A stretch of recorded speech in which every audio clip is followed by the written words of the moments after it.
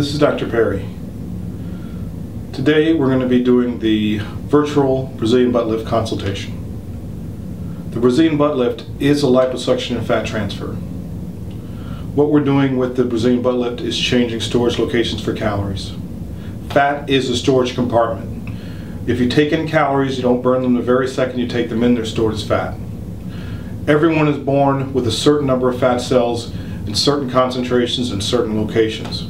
The concentrations that have the highest number of fat cells store the most calories. These are called our problem areas. Our areas where we gain weight first and lose weight last are the areas that have this higher concentration of fat cells. What we're doing with liposuction is trying to get an even concentration of fat cells.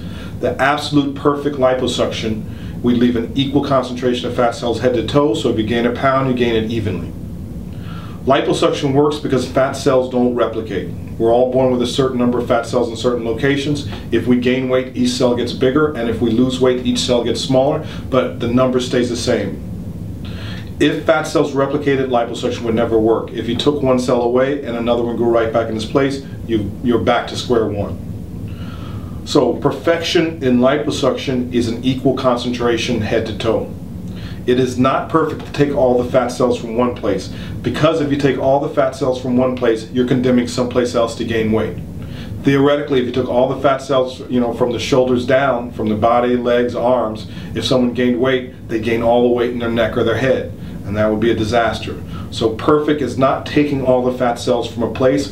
Perfect is getting an even distribution.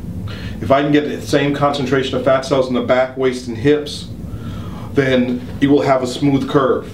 If you gain weight, you'll go here, but the curve will be intact because the concentration is the same. You're going to gain weight the same. If you lose weight, you get smaller, but the curve will stay. Now, when we do a fat transfer, what we're doing is we're increasing the concentration of fat cells in the buttocks. So now we're making it the problem area. We're going to make it the place that gains weight first and loses weight last. What we're doing physically when we do this transfer of the buttocks is a non-vascularized tissue graft. It's like a skin graft. We're taking the blood vessels away from the body where they have a blood supply. We're putting them in the buttocks where they have no blood supply.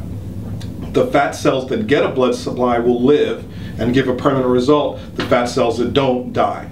Best case scenario, 70% of what we put in will live and give a permanent result. We're going to lose 30% no matter what you do. If you float it in the sky, if you sit on your head, you're still going to lose 30%. Now, in my patients, I see that loss of 30% in the first 3 weeks. So I think whatever is there at 3 weeks is there. I think after 3 weeks, sitting, moving will not affect the cells. I think they're either alive or dead. Now, what we ask after surgery is that we don't sit for 10 days. 10 days is really an arbitrary number, just greater than 4 or 5 days.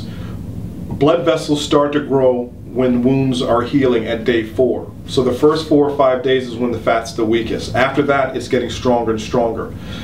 There is no difference between day 9 and day 11. There's no magic day where the cells live. It's just that day 11, the cells are slightly stronger than day 9. I think the time that it doesn't make any difference is 3 weeks. So, from 10 days to 3 weeks, we can start to sit, but we don't sit for hours. We sit for 30 minutes, stand up for 10 seconds, move left, move right. Don't keep pressure on that same area, on one area, for the entire time. So that's kind of the idea of what's happening, what we're doing with the surgery so far as the liposuction and the transfer. Physically, what are we doing? Physically, we're taking cannulas and we're coring out fat cells. So we're making a solid and making it into a Swiss cheese or a sponge. If you did a cross section, it would look like a sea sponge. So all the holes where we took the fat cells away, took the fat cells out, we'll remove them. Those are the holes where water fills up, and that's where the swelling is. The swelling physically is fluid in the holes where the fat cells were. The swelling goes away by all those holes healing and scarring closed. Each of those holes will scar closed. When it scars closed, there is no place for the water to go, and that's when the swelling goes away. So I always think of our post-op regime as collapsing a sponge. I'm going to put a tape garment on, a tape cast. I'm going to make a cast out of tape to squeeze you and collapse the sponge. We're going to put a garment on you to squeeze you and collapse the sponge. We're going to have you do massage. I like to teach you how to do your own massage because my results are better when people do their own massage as opposed to when they go out and get a lymphatic massage. But everything is about, all I'm trying to think about is collapsing the sponge. If I have tissue separated by water, it cannot scar together. So we have to push that water out and get it to scar together. The swelling will be like an accordion. It's going to go up and down throughout the surgery. You know, what's going to happen is maybe the first day 1% of the whole scar closed, so now the swelling will come back 99%. The next day 98%, 97%, 96%. 3 months later, it'll be 100% scarred. If we start off with something this thick and liposuction something this thick, as it scars, it will collapse into a pancake. So we might start off in liposuction something 2 inches thick, it'll collapse into a 1/4 inch. That's what's making the skin contract. That's what's making the skin change from this to that. It's that collapse. And if you see, if you look at the muscle, the skin is very far away. Now the skin is very close. That's when it contracts. And you can see the skin is always tighter when you do superficial liposuction. This contracting of the scarring of that liposuction area is what's doing that. That's part of the reason why that's happening. So physically, that's what we're doing, you know, what we're doing when we're working on that massage and the swelling going away. And again, when we do the fat transfer, we're adding those fat cells, they're getting a blood supply, they're living, they're storing more calories in the buttocks where we want them. Now recovery. First day hurts like stink. The first night is like you'll be wondering why you did it. It really hurts. It's throbbing, achy, bruisey, burny kind of pain. The second day is starting to get better, maybe 20% better. Day 4, day 5, you start to turn a corner. Maybe the pain is down by 30%, maybe it's down by 40%, but then you get better and better. The key to getting better faster is eating, drinking, and moving. This surgery is, you think of it, it's an injury. In order to heal from an injury, in order to make scar tissue, your metabolism will increase. So you need protein to heal also. So you've got to eat more than normal. You've got to, if you, instead of 40 grams of protein a day, now you got to eat 50 because you need that scar tissue to heal. If you don't eat, if you don't have protein, you cannot make scar, you cannot heal the swelling will stay. All the water, the only place in your body that stores water is your vascular system. That's your blood vessels. So whenever you have swelling, the water is coming out of your vascular system. Swelling makes you dehydrated. So if you don't drink, if you don't drink and you're swollen, you're going to be dehydrated. If you swell 1 gallon of water into your tissue, you got to drink 1 gallon. So the people who get better faster are eat, drink, move, and don't take a lot of pain medicine. If you're taking a lot of pain medicine and you feel worse day 4 than day 2, it's the pain medicine. You know, so nothing wrong after the surgery with taking Motrin or Aleve. These are the people that get better faster. If you stretch from day 1, you never get stiff and you avoid pain. If you pull into a ball, then you just have pain and you keep pain. So that's the things that we're trying to do to get better. It'll be 10 days without sitting, 2 weeks without exercise, mild exercise at 2 weeks, heavier exercise at 4 weeks, a garment day and night for 24 hours. Then you can start to back off. The activity and the garment, it's trial and error.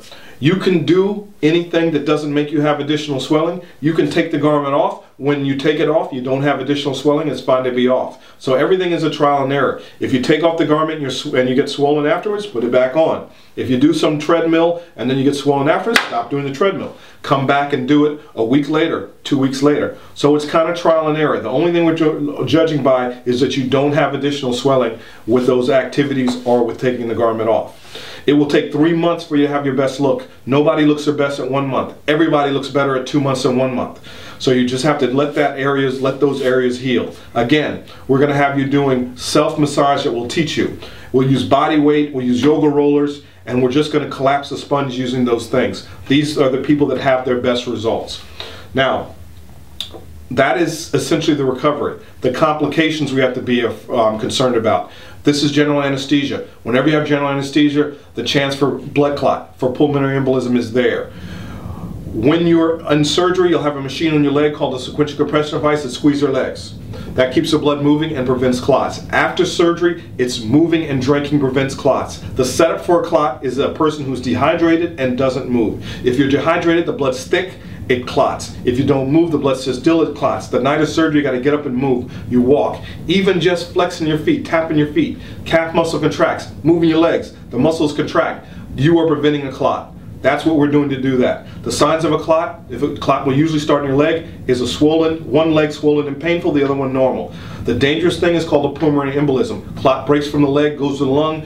That would cause chest pain and shortness of breath. Chest pain and shortness of breath is the 911 of this whole thing. If you have chest pain and shortness of breath, you don't wait to call me, you don't call mom, you call 911. That is the urgency of the whole situation. Fat embolism. Fat embolism is fat getting into the bloodstream when you do the fat injection. There's nothing you can do about that. It's how I inject to decrease the chance of that happening. I inject with my hand, so it's low pressure. I inject small amounts at a time.